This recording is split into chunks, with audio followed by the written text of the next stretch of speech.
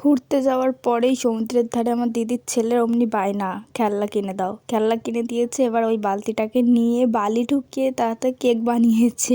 আমার মা বলছে এবার কেকটাকে কাটো, কেকটাকে কেটেছে, বলছে এবার নাও গালে দাও, তারপর কুচি কুচি করে দিয়েছে। পুরো বালি তো ঘেটে ঘ হয়ে গেছে।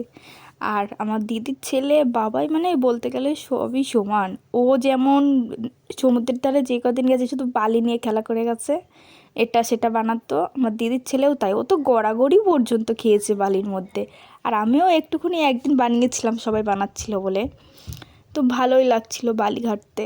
আর সমুদ্রের ধারে ও তো কী কাজ, ও ছোটো মানুষ, ও শুধু খেলা করে যাচ্ছিলো আর স্নান করছিল। যে যখনই স্নান করে উঠেই কী কাঁপছিল, মানে ছোটো মানুষ তো, এবার চান করতে যখন মজা লাগছে, এবার চান করে যখন উঠছে ঠান্ডা হাওয়া দিচ্ছে, এত কাঁপছে সে, মানে ভিজে গায়ে শুধু থরথর করে কাঁপছিল।